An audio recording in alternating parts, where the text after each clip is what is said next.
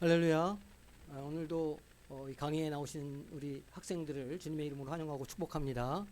오늘도 또 우리 공부할 때 성령께서 우리 마음 가운데 역사하셔서 또 깨달아지고 알아지는 역사가 있게 될 줄로 믿습니다. 하나님께서 역사도 하시고 우리도 똑똑해져야 되니까 우리 똑똑해져라 간만에 한번 하겠습니다. 자, 원하는 만큼 하시면 되겠습니다. 시작. 똑똑해져라 주여.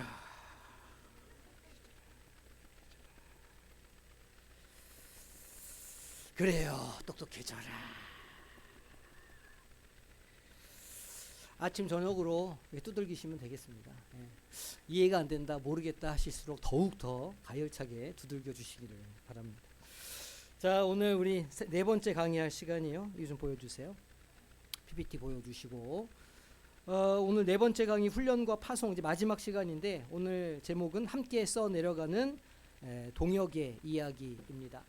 우리가 지난주 그 복습을 잠깐 좀 해보면 그 아들의 마음과 종의 마음에 대해서 지난주 우리가 이야기를 했었거든요. 그 종은 일하는 동기가 뭐라고 그랬었죠? 이거죠. 뭐가 들어와야 하는 거예요. 이제 우리도 뭐 회사에서 일을 해보기도 하시고 또 직장생활 해보셨으니까 아시겠지만 직장생활 하면서 그 이거 나오지도 않는데 열심히 안 하게 되거든요. 뭐 당연한 일이죠. 품삯을 받는 것이니까. 그리고 또 한 다음에 누가 뭐 잘했다, 뭐 칭찬도 좀 해주고, 뭐 좀 성과급도 주고 이렇게 해야 그 할 기분도 나고 이렇게 마음도 생기는 거예요. 근데 반대로 아들의 마음은 어떻다고 그랬어요? 그 뭐 월급 받아서 하는 게 아니라 그 모든 일이 자기의 것이기 때문에, 그 나의 유업이기 때문에 하는 것이다. 그런 이야기 했었습니다. 그리고 종은 수동적으로 한다 말씀드렸죠. 시켜야 하고 안 시킨 일은 안 하고 책임 안 지고 이렇게 이제 하는 거라고 했어요. 근데 아들의 마음은 능동적으로 자원함으로 하는 것이라 말씀을 드렸습니다. 당연하죠. 내 것이니까, 나의 것이고 나의 집이니까 자원함으로 하게 된다는 것이었고, 어려움이 이렇게 있을 때 종의 마음을 가진 사람은 도망가고 회피할 수밖에 없다 말씀을 드렸어요.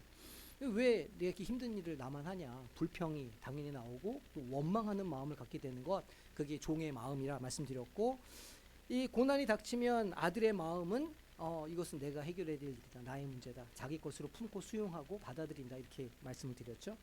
그리고 결과는 이제 두려움과 섭섭함을 가진다고 그랬어요. 어떤 일의 결과를 볼 때 내가 혼나겠는데, 이거 실적이 안 나왔으니까 내가 이거 이번에 뭐 월급이 좀 깎이겠는데, 이제 이런 마음을 품게 된다는 거예요, 종의 마음은. 그러나 아들의 마음은 그렇지 않죠. 뭐 좀 소출이 없고 뭐가 좀 안 되고 결과가 없어도 기쁨과 감사함으로 그것을 감당할 수 있다, 안정감과 자유함이 있다, 이제 그런 이야기를 드렸습니다. 그래서 우리가 종의 마음이 아니라 아들의 마음으로 살아가고 아들의 마음으로 서로를 대하고 그렇게 관계의 언어를 풀어가야 우리가 새로운 그런 그런 이야기를 써내려갈 수 있는 자라, 이제 그런 이야기를 드렸습니다. 이제 오늘 우리가 네 번째 시간인데, 오늘 이제 결론이에요. 우리가 그런 마음들을 어떻게 계속 지속적으로 품고 갈 수 있을까, 이제 이런 걸 나눌 건데, 이미 읽어오신 분들은 알겠지만 4부는 우리가 어떻게 하면 매일의 삶 속에서 그거를 되새길까 하는 내용들이 채워져 있어요. 표정들 보니까 전혀 모르시는 것 같은 표정이지만 다 읽으셨으리라 믿고 진행하도록 하겠습니다. 그래서 오늘 말씀인데 다시 한번 우리가 합독하도록 하겠습니다. 자, 시작. 그에게서 온 몸이 각 마디를 통하여 도움을 받음으로 연결되고 결합되어 각 지체의 분량대로 역사하여 그 몸을 자라게 하며 사랑 안에서 스스로 세우느니라. 아멘. 에베소서 4장 16절 말씀인데, 이 교회론에 있어서 굉장히 중요한 말씀이에요. 제가 예전에 이제 에베소서 할 때에도 이미 강조를 했지만, 온몸이 각 마디를 통해서 서로 도움을 받고 연결된다, 이렇게 말하거든요. 그러니까 이제 교회 공동체는 어떤 한 사람, 어떤 한 부서 혹은 어떤 한 리더십만으로 세워지지 않아요. 그 모든 공동체가 같이 각자의 맡은 분량대로 최선을 다하고 주인으로 살아갈 때 서로 연결되고 거기에서 하나님이 일하신 것들이 발견되는 거죠. 그리고 중요한 건 그렇게 몸으로 세워지면 사랑 안에서 스스로 자라나게 된다는 거예요. 이 핵심이죠. 그러니까 종의 마음으로 모여 있으면 스스로 잘할 수가 없어요. 왜냐하면 남의 탓을 하기 바쁘니까. 그런데 이게 아들의 마음으로 모여 있으면 스스로 자라나게 되는 겁니다. 여기서 자란다는 건 어떤 외적이거나 양적인 것만을 의미하는 게 아니라 내면적이고 정서적이고 그리고 영적인 걸 의미하거든요. 그러니까 스스로 그 공동체가 너무너무 아름답고 좋은 교회로 자라나게 된다. 이제 그런 의미죠. 자, 오늘 우리가 나눠야 될 목표가 뭐냐면, 먼저는 이 깨달음을 우리가 일상으로 어떻게 가져갈 건가. 우리가 이제 오늘까지 4번의 이 수업을 하는데, 이걸 어떻게 우리가 거룩한 습관으로 만들어 갈 건가 하는 걸 우리가 오늘 간단하게 살펴볼 거예요. 그리고 그냥 나만의 서사가 아니라, 나만의 이야기가 아니라, 우리가 함께 어떻게 공동체로 같이 이야기를 써갈 것인가. 네, 그 서사 촉진자라는 좀 어려운 용어를 제가 만들었는데, 말하자면 이야기를 잘 풀어내는 사람이라고 할 수 있어요. 서사 촉진자로서의 사명을 우리가 어떻게 감당할 건가 이야기를 좀 해보도록 하겠습니다. 그리고 재직으로서 마지막 사명 선언문 우리가 작성하고 그렇게 선포하고 마치도록 하겠습니다. 영상 보시죠.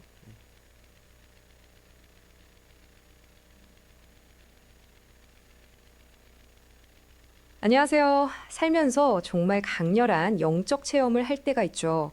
그런데 그 뜨거웠던 마음이 시간이 지나면서 조금씩 식어갈 때 우리는 어떻게 해야 할까요? 오늘은 바로 이 질문에 대한 해답을 담고 있는 4강의 내용을 한번 깊이 들여다보려고 합니다. 자, 그 흥미로운 이야기 속으로 지금 바로 들어가 보시죠. 아마 다들 한 번쯤은 경험해 보셨을 거예요. 엄청난 은혜를 받고 일상으로 돌아왔는데 이상하게 그 감격이 점점 희미해지는 느낌이요. 왜 그럴까요? 마치 높은 산 정상에 올랐다가 다시 내려와야 하는 것처럼 영적인 감동의 순간이 지나면 어쩔 수 없이 평범한 현실과 마주하게 되기 때문이죠. 4강에서는 바로 이 부분을 아주 정확하게 짚어주는데요. 여기서 진짜 중요한 건 이게 결코 여러분 개인의 실패가 아니라는 거예요. 이건 지극히 자연스럽고 또 어쩌면 당연한 과정이라는 거죠. 왜냐면 우리 몸과 마음은 원래 가장 익숙하고 편안한 길, 즉 오래된 습관으로 돌아가려는 아주 강력한 힘이 있으니까요. 자, 바로 이 지점에서 우리는 생각을 좀 바꿔볼 필요가 있어요. 하나님이 우리 삶에 써내려가시는 그 위대한 이야기는요, 가만히 둔다고 저절로 이어지지 않는다는 겁니다. 4강에서는 바로 이 때문에 의도적인 훈련, 다시 말해 우리 삶의 방향을 계속해서 잡아주는 거룩한 습관이 반드시 필요하다고 강조합니다. 바로 이 거룩한 습관이 오늘 이야기의 핵심 키워드입니다. 이건 그냥 주일마다 교회에 가는 그런 종교적인 행위를 반복하라는 뜻이 아니에요. 그 이상의 의미가 있습니다. 이건 우리 삶이라는 이야기를 중단시키지 않고 오히려 더 깊고 풍성하게 만들어가기 위한 아주 구체적인 실천 방법에 대한 이야기입니다. 그래서 4강에서는 정말 기가 막힌 비유를 하나 들어주는데요. 바로 이야기꾼의 도구 상자입니다. 우리 각자의 소중한 이야기를 아주 단단하게 짓고 또 아름답게 다듬기 위해서 꼭 필요한 필수 연장들이 바로 이 상자 안에 들어있다는 거죠. 궁금하시죠? 한번 열어볼까요? 자, 상자를 열어보니까요. 핵심 도구가 3가지가 들어있네요. 첫 번째는 렉시오 디비나, 두 번째는 영성 일기, 그리고 마지막 3번째는 간증입니다. 지금부터 이 도구들을 하나씩 꺼내서 어떻게 사용하는 건지 자세히 한번 살펴보겠습니다. 첫 번째 도구, 렉시오 디비나는 거룩한 독서라는 뜻인데요. 이게 정말 놀라운 관점의 전환을 가져다 줍니다. 성경을 머리로만 읽어서 지식을 쌓는 책이 아니라 그 말씀을 아주 천천히 맛보고 되새기면서 하나님과 인격적인 대화를 나누는 통로로 보는 거죠. 목적은 지식이 아니라 관계를 맺는 겁니다. 두 번째 도구는 영성일기예요. 이건 마치 선장이 항해일지를 쓰는 것과 비슷해요. 그냥 무심코 지나쳤을지도 모를 하루의 순간들 속에서 하나님의 손길이나 은혜의 흔적들을 기록해 두는 거죠. 진짜 신기한 건요. 그렇게 꾸준히 기록하다 보면 아무 상관없어 보이던 점들이 선으로 연결되면서 아, 하나님이 내 삶 속에서 이렇게 일관되게 일하고 계셨구나 하는 그 패턴을 발견하게 된다는 겁니다. 그리고 마지막 도구는 간증입니다. 4강에서는 간증의 핵심이 뭐냐면 스포트라이트를 나에게서 하나님께로 완전히 옮기는 거라고 말해요. 제가 이렇게 잘났습니다가 아니라 이렇게 부족하고 연약한 저를 통해 하나님께서 이렇게 멋진 일을 하셨습니다 라고 나누는 거죠. 그럴 때 듣는 사람에게 진짜 희망과 격려를 줄 수 있는 거고요. 자, 우리는 지금까지 어떻게에 대한 세 가지 도구를 살펴봤습니다. 그럼 이제 더 근본적인 질문, 왜? 라는 질문으로 넘어가 볼 시간입니다. 도대체 이 개인적인 훈련들을 왜 해야 하는 걸까요? 이 도구들이 궁극적으로 향하는 곳은 어디일까요? 4강 자료에 나오는 이 한 문장이 와, 정말 머리를 한 대 맞은 것 같은 깨달음을 줍니다. 행정가가 아니라 서사촉진저라니요. 이건 그냥 역할의 이름만 바꾼 게 아니에요. 우리의 정체성 자체를 완전히 새롭게 정해야 하는 엄청난 부르심이죠. 단순히 교회 일을 처리하는 걸 넘어서 다른 사람의 삶의 이야기에 깊이 관여하는 역할로 우리를 초대하는 겁니다. 그럼 서사촉진자가 정확히 무슨 뜻일까요? 쉽게 말해서 어떤 사람이 겪는 고통이나 기쁨이 그냥 그 사람 혼자만의 일이 아니라고, 그 모든 게 실은 하나님의 더 큰 이야기의 한 부분이라는 걸 깨닫게 도와주는 통역자 같은 역할이에요. 그 사람의 삶이 얼마나 소중하고 의미 있는 이야기인지 함께 발견해주는 사람.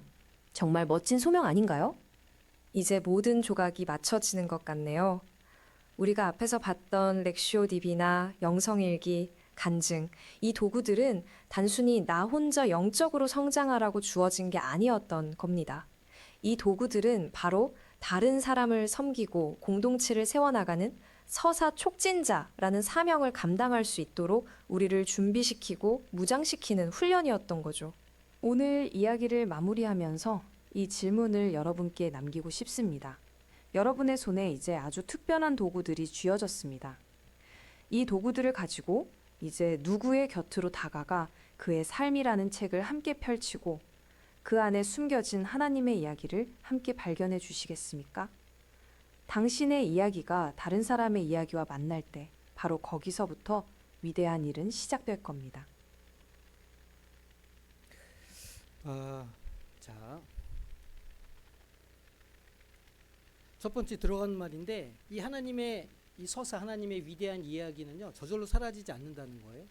그러니까 우리가 애쓰고 신경 쓰고 노력하지 않으면 결코 하나님의 서사에 우리의 이야기를 포기할 수가 없다, 그런 말입니다. 자, 세미나 위에 우리가 이제 이렇게 뭘 하고 책을 읽고 하고 말씀을 듣고 뭐 여러 가지 이제 신앙적인 지침을 이렇게 배운 이후에 은혜를 받았지만 내일이면 다시 익숙한 일상으로 돌아가게 되는 거예요. 우리의 삶이 뭔가 이렇게 우리가 예를 들어서 뭐 기도원에 갔다 왔다 무슨 뭐 은혜를 받았다 해도 획가닥 변하지 않아요. 늘 만나던 사람을 만나게 될 것이고, 늘 먹던 걸 먹게 될 것이고, 늘 하던 대로 하기가 쉽다는 거예요. 그래서 아무런 준비도 없이 아무런 노력도 없이 일상으로 돌아가면 우리는 금방 예전의 습관대로 살아가게 되고 휩쓸리게 되는 거죠. 예전의 습관이라는 건 뭐냐면 세상이 말하는 이야기, 세상이 말하는 가치관, 세상이 말하는 성공 신화를 쫓아서 살아가게 된다, 그런 이야기예요. 제가 이제 가끔씩 본성이 얼마나 강력한가에 대해서 말씀드리잖아요. 본성은 뭐와 같다? 숲속에 난 오솔길과 같다. 그거 매일매일 다니지 않으면 금방 사라지고 없어진다는 거예요. 그래서 우리가 새벽 기도의 이름을 오솔길 기도회라고 붙인 거예요. 왜냐하면 그런 노력, 그런 정성, 그런 애씀이 있어야 우리의 영성이, 우리의 영혼이 지켜지고 성장할 수 있기 때문인 거예요. 그냥 내버려 두면 그냥 자연스럽게 없어지고 사라져요. 아무리 우리가 뭐 몇 년, 몇 달을 열심히 애쓰고 노력하고 막 이렇게 해도 그냥 그냥 가만히 내버려 두면 아무것도 안 해도 돼요. 내가 막 살아야지 이런 게 아니고, 우리의 본성은 그냥 아무것도 안 하게 내버려 두면 자연스럽게 그 악한 모습으로 돌아가게 되어 있어요. 너무너무 자연스럽게. 제가 맨날 얘기하잖아요. 우리 아들 지금 군대가 있지만 걔 2년 동안 그렇게 열심히 아침에 일어나고 제깍제깍 일어나서 아침밥 먹고 그렇게 해도 돌아온 지 딱 3주 되면 어떻게 될까요? 입대하기 전과 똑같아지는 거예요. 그러니까 그 습관을 매일매일 연습하고 노력하지 않으면 우리의 영혼은 전혀 성장하지 않을 거라. 예전에 하던 대로 그대로 하고 살 거라, 그 얘기예요. 그러니까 만약 우리가 성장하고 싶고 변화하고 싶으면 뭔가 매일매일 습관하고 노력해야 되는 그런 모습이 우리에게 있어야 된다는 거죠. 그래서 도구상자를 말씀드렸잖아요. 세 가지의 이야기를 해드리려고 하는 거예요. 세 가지 도구를 말씀드리려고 하는 건데, 이 신앙의 이야기, 신앙의 서사를 계속 지속하기 위해서는 의지도 중요하죠. 내가 뭐 하겠어 결단하고 의지를 갖는 게 중요한데, 더 중요한 건 습관을 기르는 거예요. 습관. 내가 매일매일 이렇게 그냥 뭐 밥 먹듯이 정주적으로 하는 그런 행동 습관을 기르는 게 제일 중요하다는 거죠. 하나님과 동행하는 이야기를 계속 써 내려가기 위한 세 가지 도구를 소개해 드릴 건데, 보통 우리가 3주의 기적 이렇게 이야기하거든요. 그러니까 어떤 일이 습관이 되려면 3주 정도는 계속 해야 된다 이렇게 이야기해요. 3주 정도. 그러니까 예를 들어서 내가 뭐 운동을 하겠다 그러면 3주는 매일 꾸준하게 운동을 해야 조금 그게 내 몸에 습관처럼 붙는다는 거예요. 그런데 그거를 며칠 안 하면 말짱 도루묵이 될까요? 3주 동안 열심히 훈련해서 막 열심히 했어요. 딱 이틀이면 다시 원상태로 복구가 되는 거예요. 그러니까 3주 동안 내가 열심히 노력해가지고 막 습관을 붙여놨는데 딱 이틀 쉬면 몸이 그 이전으로 돌아간다는 거예요. 본성이 그렇게 무섭다는 거죠. 그리고 우리 그 만시간의 법칙 얘기 많이 들어보셨죠. 어떤 일의 전문가가 되려면 최소한 만시간 10년은 그 일을 하면 전문가가 된다는 거예요. 그러니까 우리의 영성도 마찬가지로 그런 계속되는 시간과 노력이 우리에게 있어야 그것이 유지되고 그렇게 성장할 수 있다, 그런 이야기입니다. 오해하시면 안 돼요. 은혜라고 그랬는데 이거 율법 아니야? 이거는 그 은혜와 율법을 말하는 게 아니고 내가 그리스도인으로 어떻게 나를 훈련시키고 연단할 것인가의 관점으로 우리가 이야기를 하는 것이니까 그렇게 이해하셔야 돼요. 자, 첫 번째 도구가 있는데, 첫 번째 도구는 뭐냐면 렉시오 디비나라는 거예요. 이게 라틴어로 거룩한 독서, 렉시오가 독서란 뜻이고 디비나가 거룩하다 그런 뜻이거든요. 렉시오 디비나.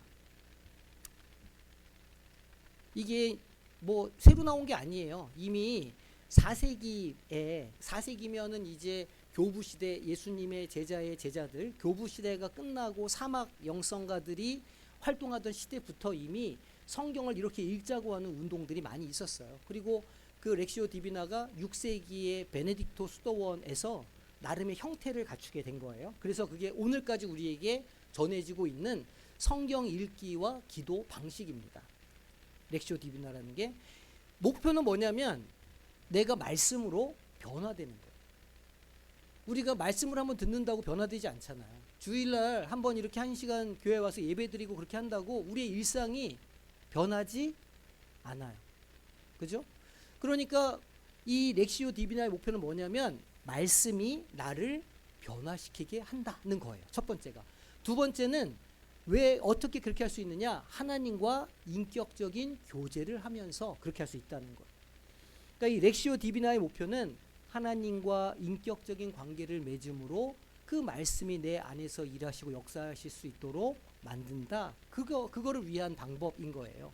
우리의 이성뿐만이 아니라 상상력, 감정, 의지 이런 것들이 이런 인격을 사용해서 하나님의 말씀을 듣고 묵상하고 응답하고 마침내 하나님 안에서 살아갈 수 있도록 머무르는 전인격적인 기도 훈련, 영성 훈련이에요. 이렇게 말하니까 되게 막 거창한 것 같잖아요. 현대적으로 우리가 이거를 뭐라고 부르고 있냐면 큐티라고 불러요. 현대적으로. 그러니까 이제 좀 구체적으로 어떻게 하는 건지 말씀드릴게요. 성경을 지식 습득을 위해서 읽는 게 아니에요. 그러니까 이제 우리가 보통 오해하는 게 성경 다독하면 우리 다독상 주잖아요. 1년에 막 몇 독씩 하셨다 이렇게 상 드리잖아요. 그렇게 하는 거 중요해요. 왜냐하면 성경의 전체 이야기를 이해할 수 있으니까. 그런데 렉시오 디비나는 전혀 달라요. 성경을 많이 여러 번 읽는 게 중요하지 않아요. 한 구절, 한 단어라도 연애 편지처럼 읽는 거예요. 오늘 나에게 주신 본문이 하나님이 나를 위해서 주신 연애 편지다. 연애 편지 읽어보셨어요? 다 중매로 다 결혼하셨습니까? 연애 편지 저도 소시적인 연애 편지 써보기도 하고 이렇게 받아보기도 했지만 그 편지 받으면요, 제 처도 앉아있지만 그거 그냥 하루 종일 읽고 또 읽고 주머니 넣었다가 읽고 뭐 하면 꺼내서 읽고, 지금은 이제 그거 꺼내가지고 봐라 이 증명이다, 네가 나를 이렇게 얘기했지 않냐, 이렇게 이제 지금은 그런 증명서로 쓰지만 어쨌든 그거 우리가 받으면 그냥 그거 읽고 매일매일 묵상하고 왜 마침표를 여기다 찍어 너 여기다 안 찍고 막 이런 거 별 생각을 다 하는 거 아닙니까? 그렇게 읽으라는 거예요. 성경. 그게 렉시오 디비나의 첫 번째 목표예요. 그래서 하나님과의 대화로 읽는 훈련이에요. 성경을 무슨 이렇게 이야기책이나 정보 지식을 전달하는 그런 무슨 고전 이런 걸 읽는 게 아니고 하나님이 나에게 지금 말을 거신다, 나에게 대화하신다라고 읽는 거예요. 그래서 어떻게 하냐면 책에는 제가 자세하게 써놨어요. 실습할 수 있는 것도 넣어놓고, 그러니까 책을 다시 한번 읽어보시면 이 내용이 자세하게 기록되어 있어요. 첫 번째는 읽는 거예요. 정해진 본문을. 그러니까 이제 이게 뭐 우리 지금 이제 새벽 예배에 큐티 본문이 쭉 나가잖아요. 그 본문을 하셔도 돼요. 매일매일 주어지는 그 본문을 하셔도 되고, 아니면 자기가 따로 사용하는 그런 본문들이 있으실 수도 있어요. 뭐 맥체인 성경 읽기도 있고 뭐 여러 가지 툴들이 있으니까 어떤 걸 사용하셔도 되는데, 어쨌든 그 정해진 본문을 매일 읽는 거예요. 되도록이면 정해진 시간에 정해진 장소에서. 이게 참 중요해요. 왜냐면 아니 뭐 아무 데서나 읽으면 되지, 뭐 차에서도 읽고 어디서도 읽고 그렇게 하지만 아니에요. 그렇게 하면 제대로 읽어지지 않아요. 하나님 음성이 들려지지 않는 거예요. 시간을 정하고 장소를 정하고 구별하고. 구별하는 게 뭐 하는 거예요? 구별하는 거. 거룩하게. 거룩한 시간을 만들어서 거룩한 장소에서 그 말씀을 대면하는 게 굉장히 중요해요. 그러니까 시간을 내셔야 돼요. 내가 하나님과 교제하고 싶고 하나님과 만나고 싶고 내가 신앙생활을 잘하고 싶어, 내가 하나님께 영광을 돌리는 삶을 살고 내 삶에 뭔가 하나님의 역사가 드러나기를 원해. 저절로 되지 않아요. 시간을 내셔야 돼요. 거룩한 시간을 만드셔야 돼요. 그래서 하루에 일정한 시간, 거룩한 시간을 만들고 그 시간 정해진 본문을 읽는 거예요. 그 다음에 묵상하는 거예요. 되새김질한다 이렇게 표현하는데, 어떻게 되새김질하냐면 이거 하나님이 나에게만 들려주시는 음성이구나. 그래서 그 말씀을 천천히 묵상하는 거예요. 나에게 오늘 어떤 음성을 들려주시려고 이 본문을 주셨지? 오늘 내 삶의 어떤 부분을 주님께서 만져주시지? 이렇게 연애 편지처럼 그거를 한 땀 한 땀 묵상하는 거예요, 말씀을. 큐티할 때 그렇게 하라고 그러죠. 나에게 주시는 어떤 단어, 문장, 느낌 이런 거 우리가 정리하라고 말하잖아요. 똑같아요. 그렇게 묵상하라는 거예요. 그리고 그렇게 말씀 묵상한 다음에 뭘 하냐면 거기에 대해서 우리가 반응해요. 하나님, 나에게 이런 말씀을 주시네요. 이런 음성을 들려주시네요. 제가 그러면 이렇게 한번 해보겠습니다. 오늘 그 사람과 이렇게 화해해 보겠습니다. 오늘 내 삶에 이런 결단을 내가 해보겠습니다. 라고 그 말씀에 내가 반응을 하는 거예요. 여러 가지가 있을 수 있겠죠. 회개도 있을 수 있고 감사도 있을 수 있고 결단도 있을 수 있고 부정도 있을 수 있고 모든 게 다 가능해요. 이거 하나님 말씀 읽는다고 막 그 말씀이 늘 나한테 꿀과 같지는 않아요. 어떤 말씀은 나에게 검처럼 다가오는 거예요. 나를 찌르고 아프게도 해요. 그러니까 내가 하나님 말씀 묵상한다고 해서 뭐 감정적으로 좋은 일만 생기라는 법은 없어요. 성경 읽으면 화가 날 수도 있어요. 왜 나한테 자꾸 이런 걸 요구하시는 거야, 하나님? 이렇게 할 수도 있는 거예요. 근데 그 모든 감정, 그 모든 부정적인 감정까지도 하나님께서 뭘로 쓰신다? 일과에서 배웠죠. 원재료로 쓰신다. 그러니까 그것들을 부정하면 안 되는 거예요. 그냥 그 감정 그대로 그렇게 하나님과 대화를 하라는 거예요. 그걸 가지고 그렇게 이제 하나님께 나아가요. 그리고 나서 관상한다고 해요. 이 말씀이 오늘 나의 삶에 잘 스며들도록, 율법처럼 막 이거 해야 돼, 하지 말아야 돼, 이게 아니고 내가 이 말씀과 오늘 하루를 내가 살아야 되는구나라고 그 말씀이 나의 삶에 잘 스며들도록 침묵하면서 하나님과 오롯이 교제하는 시간을 갖는 거예요. 기도가 끝나면 묵상을 하는 거죠. 침묵 가운데. 그래서 오늘 나에게 말을 거신 하나님의 음성에 귀를 기울여 보라는 거예요. 이게 렉시오 디비나 거룩한 독서의 아주 간략한 설명이에요. 간단해요. 연애 편지처럼 읽으셔야 됩니다. 성경을 연애 편지처럼. 많이 다독하는 게 중요하지 않다. 다독하는 게 중요하지 않고 아주 작은 구절 한 구절이라도 나에게 주시는 음성으로 붙잡는 게 너무너무 중요하다. 그래서 이거를 우리는 흔히 큐티라고 부르는 거예요. 그래서 이 시간을 정하시는 게 중요해요. 정말 중요한 건 시간과 장소를 정하시는 거예요. 내가 매일 시간과 장소를 정해서 하나님의 말씀을 대면하겠다라고 그 시간을 거룩하게 구별하는 게 제일 중요해요. 내 의지 중요하죠. 근데 의지는요 금방 사라지고 없어져요. 그러니까 내가 내 삶에 아예 내가 이 시간 이때는 내가 하나님과 교제한다. 이거를 딱 정해놓고 그거를 마치 율법적으로 지켜야 되는 거예요. 그래야 습관이 돼요. 그래야 지켜지고 그래야 하나님과 교제할 수 있어요. 이해가 되시죠? 이게 렉시오 디비나예요. 그래서 이제 우리 뭐 신대원 우리 입학하시면 신대원에서는 렉시오 디비나 훈련을 하기도 해요. 아예 관상기도 훈련도 하고 신학생들한테 이거를 가르치기도 하거든요. 영성 훈련으로. 그래서 뭐 여러 가지 툴들도 많고 도구도 많은데 핵심은 시간과 장소를 구별하고 하나님과 깊이 연애할 것이. 연애 편지를 읽듯이 하나님의 말씀드립니다. 이게 핵심이에요. 이걸 하면 그 성경이 나에게 주시는 음성으로 들려지고 그리고 이제 그냥 한번 들어왔다가 나가는 그런 게 아니라 내 속에 하나님의 말씀이 들어와서 나를 변화시키는 말씀으로 그렇게 만들어갈 수 있다는 거예요. 두 번째 도구는 뭐냐면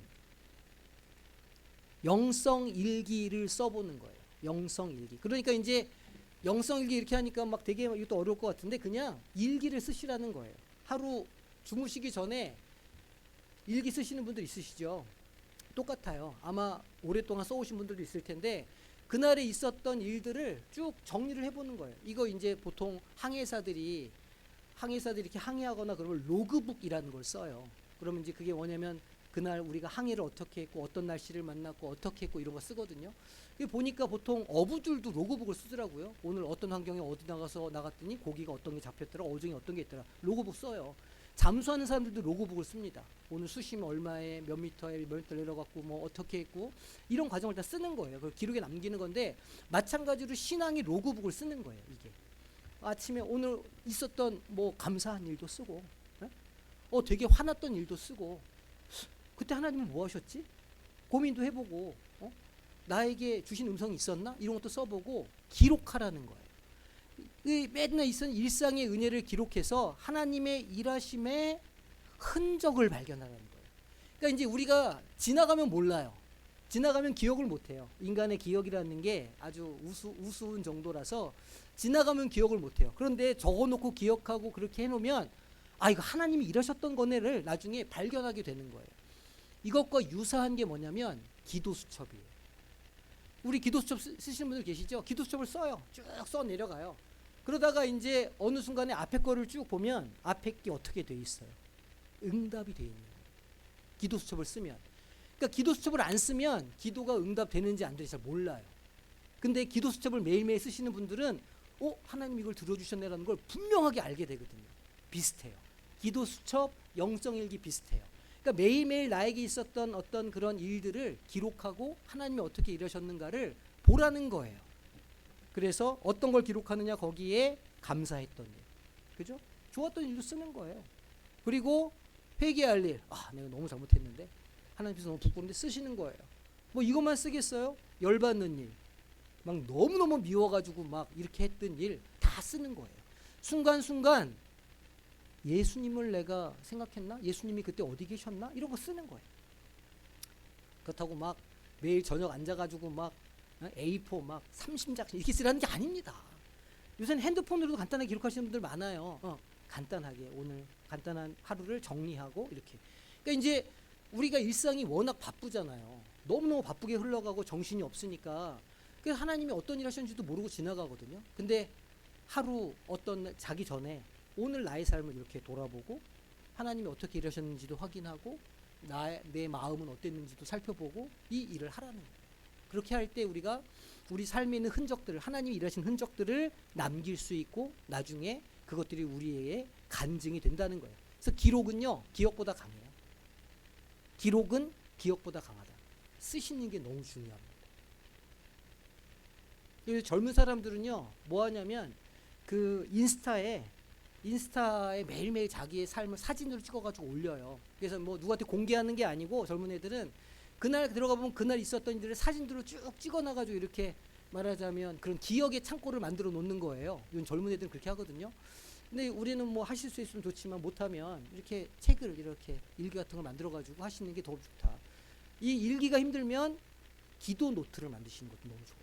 이게 제 생각에는 목장에서 기도 노트 하나씩 만들어가지고 서로 기도 제목 나누고 쓰고 다음 주나 다음 달에 모여가지고 또 응답 받았나 확인도 하고 또 새로운 기도 제목 적고 이렇게 써내려가다 보면 야 하나님 장난 아니네 하는 걸 우리가 더 분명하게 깨닫게 된다는 거예요. 그래서 그 항해의 인생 항해의 나침반이 된다는 거죠. 하나님이 이렇게 일하시는 분이구나. 이제 또 일하시겠네. 역사하시겠네. 하나님을 내가 의지해야 되겠네. 그렇게 우리가 할 수 있게 된다는 거예요. 첫 번째는 렉시오 디비나, 말씀, 나에게 주시는 말씀으로 하나님의 말씀을 듣는다. 듣고 내 안에 머물게 한다. 두 번째는 하나님이 일하심을 기록한다. 세 번째는 뭐냐면요, 간증이에요. 간증. 제가 이제 가끔씩 간증하라 그러면 가서 생각해 보니까 지난번에 이거 써서 내라 그랬는데 아직도 안 내신 분들이 계시네. 생각해 보니까 굉장히 고집이 황소 고집이야. 뭐 그렇다고 뭐 제가 무슨 뭐 저기 뭐지 그거 저기 내용 증명을 보낼 수는 없잖아요. 그걸 안 쓰신다고. 그 율법이 아니니까. 근데 제가 그걸 왜 자꾸 하려고 그러냐면, 간증은요, 뭐 내 잘났다 말하는 게 아니고요, 그게 자기 무슨 자랑이 아니거든요. 근데 우리가 이 강에서 뭘 했냐면, 내 삶의 고난과 사건 속에 하나님이 어떻게 역사하셨는가를 우리가 보는 거잖아요. 내 인생 이야기 속에, 내 인생의 이야기를 하나님의 이야기에 포겠더니 이게 이런 의미가 있었네. 하나님이 그래서 나에게 고난을 주셨네. 깨달음이 있으면 그 깨달음을 나누라는 거예요. 주인공이 내가 아니고 그 하나님이 주인공이셨어요 라고 하는 그 이야기를 나누어 보라는 거예요. 그리고 보통 그 이야기들이 보통 무슨 성공의 이야기, 무슨 뭐 잘 살게 된 이야기, 가끔씩 이렇게 오해될 때가 있는데, 그걸 말하는 게 아니에요. 그런 게 아니고, 내가 힘들고 어렵고 아플 때, 내가 고난당할 때 그 맥락에서 하나님이 어떻게 일하셨는가, 하나님이 어떻게 나의 삶의 주인공이 되셨는가를 말해보자는 거예요. 나의 아픔을 그렇게 이야기할 때 다른 이들도 자기의 아픔을 꺼내서 치유를 받을 수 있는 용기를 얻게 되기 때문에. 그래서 간증이 참 중요하죠. 이제 사실 제 마음 같아서는 이게 과가 끝나면 몇 분 자원해서 내가 이번 과정 가운데 하나님한테 이런 은혜를 주셨어요라고 주인의 마음으로 간증을 좀 하셨으면 좋겠는데, 아무도 주인의 마음으로 간증을 안 하셔가지고 그래서 시키는 거 아닙니까? 그래서 제가 계절학기 때는 뭘 안 하지만, 제가 이제 이 봄학기 때는 또 다 끝나면 또 이 장학금을 드릴 겁니다. 받으시든지 아니면 거부하시든지 둘 중에 하나 하시란 말이에요. 5분 제가 뽑겠습니다. 장학금 받으실 분. 벌써부터 되게 힘들어 하시는 것 같아. 근데 하나님의 이야기는 저절로 사라지지 않는다. 그거 노력하고 애쓰고 우리가 뭔가 거기에 이렇게 자기를 녹여내야 발전이 있는 거예요. 그렇게 하실 줄로 믿습니다. 참네, 이분들 정말. 이제 3년 했으니까 이제 앞으로 3년 더 하면 좀 나아지겠죠. 봅시다. 자, 그래서 우리가 지금 재직 세미나로 모이는 거 아닙니까? 재직의 사명이 뭐냐, 뭐 여러 가지로 말할 수 있어요. 근데 전 어떻게 정의하고 싶냐면, 서사 촉진자라 이렇게 말씀을 드리고 싶어요. 말이 어렵잖아요. 서사 촉진자.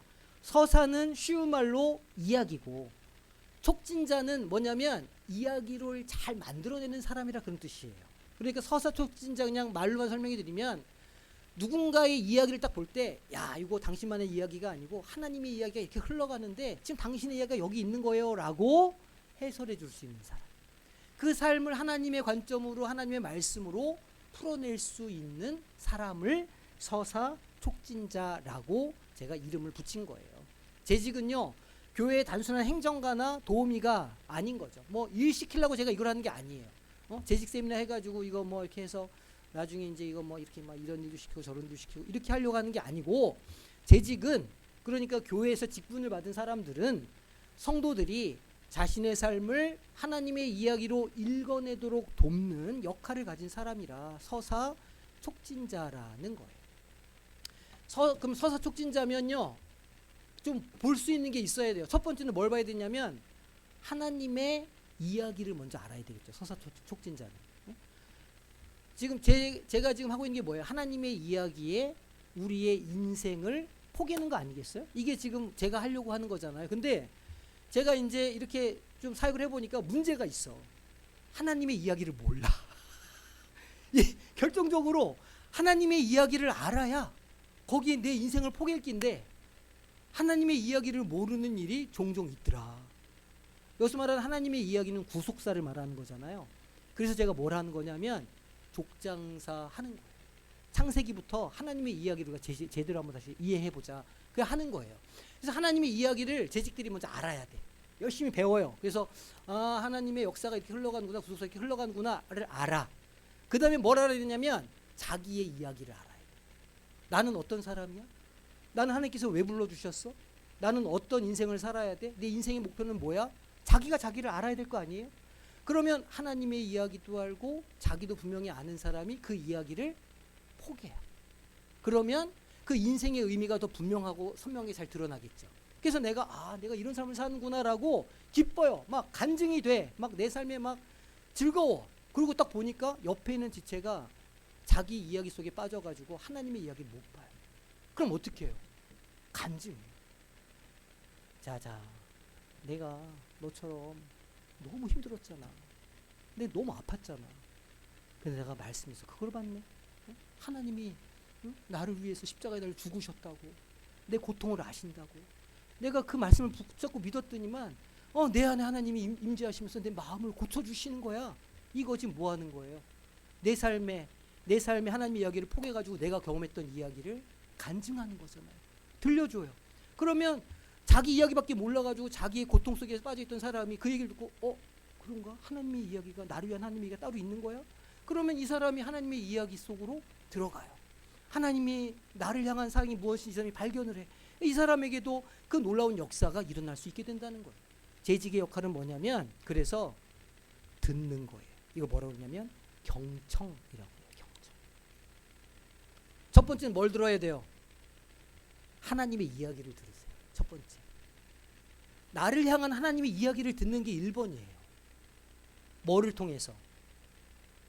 말씀을 통해서 3가지 말씀드렸죠. 첫 번째는 렉시오 디비나, 큐티. 두 번째는 뭐예요? 영성일기. 매일매일 나의 삶 속에 일하신 하나님을 발견하는 거예요. 세 번째는 뭐예요? 내 삶이 어떻게 하나님의 그 은혜 안에서 내 삶이 변하고 있나? 그거 깨달으라는 거예요. 그렇게 하고 두 번째 들어야 될 건 뭐예요? 옆 사람의 이야기. 뭐 얘기하기도 전에 야 그거는 뭐야 이거고 저거고 너는 새벽 예배를 나와야 되고 이렇게 하는 게 아니고 그 사람의 마음을 먼저 들어주라는 거예요. 경청해주라는 거예요. 그 하소연, 아픔, 그 판단하지 않고 들어주는 귀가 있어야 된다. 중요한 거는 판단하지 않는다.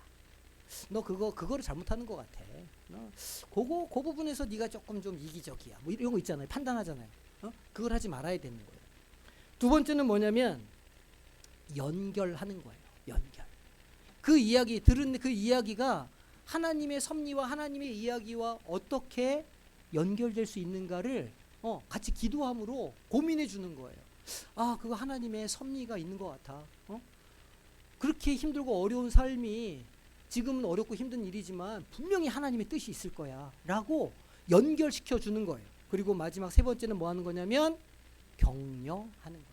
encouraging. 그 집사님의 삶을 하나님께서 지금 아름답게 빚어가고 계시는 것 같아요.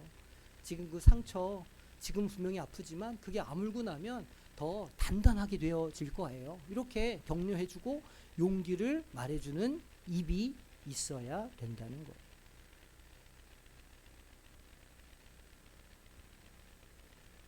우리가 지금 이제 재직 세미나로 만나서 마지막 시간까지 와 있는데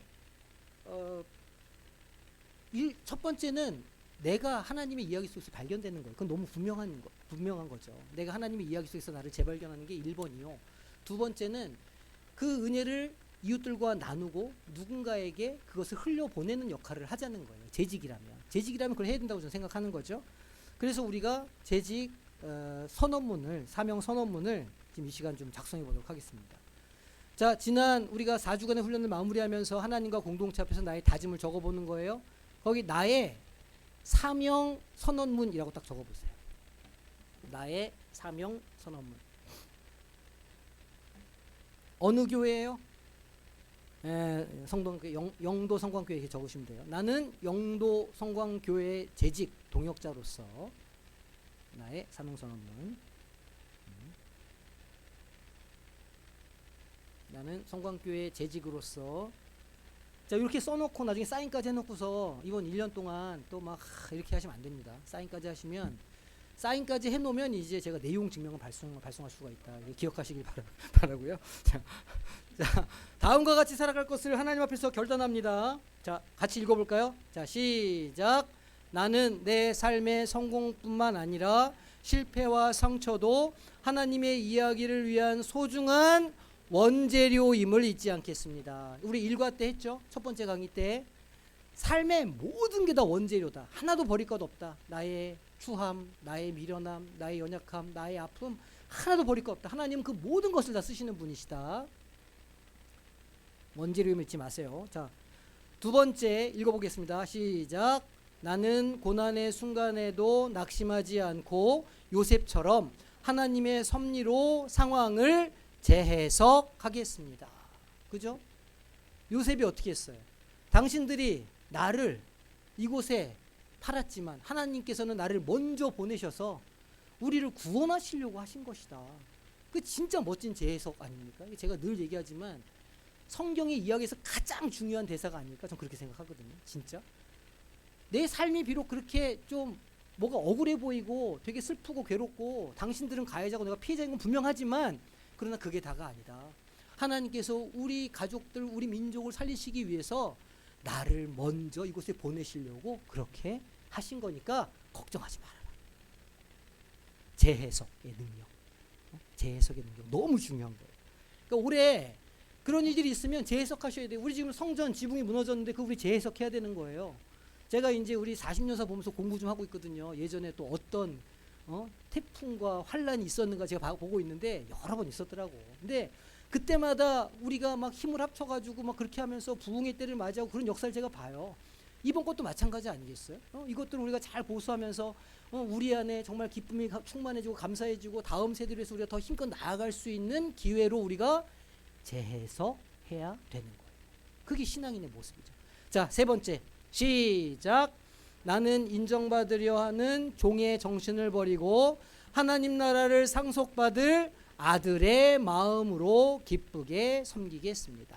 자, 아들의 마음으로. 무슨 마음이면 안 되죠? 종의 마음은 안 돼요. 종의 마음은 수동적이에요. 종의 마음은 시키는 것만 해요. 종의 마음에는 원망과 불평이 가득해요. 종은 어떻게 하면 책임을 피할 것인가 애써요. 그런 마음으로는 아무것도 될 수가 없는 거죠. 나는 하나님의 나라를 상속받은 아들이다.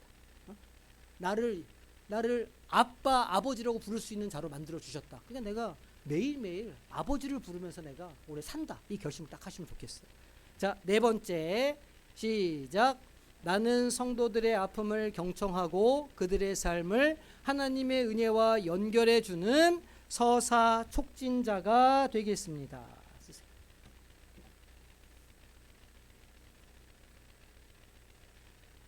이 서사 촉진자라는 말을 누가 만들었다고요? 제가 만든 말입니다. 제가 여러 번 강조하지만 제가 만든 말이에요. 하나님의 이야기를 더 잘 풀어내는 사람, 서사 촉진자가 되겠습니다. 자, 네 가지. 내 삶의 모든 것이 다 하나 원재료다. 하나님이 다 쓰신다. 버릴 거 하나도 없다. 내 인생에 있는 거 모든 것 하나님 다 쓰신다. 두 번째, 모든 순간을 하나님의 시각으로 재해석한다. 세 번째, 아들의 마음을 갖는다. 네 번째, 이야기꾼으로 산다. 서사 촉진자로 산다. 올 한 해 이런 재직들이 되시기를 소망합니다. 자, 거기 날짜 싹 쓰세요. 자, 2026년 3월 4일 3월 4일 서명 딱 하세요. 내용 증명을 받겠습니다. 딱 쓰세요. 그러니까 내용 증명을 다 받아보셨는가 봐요.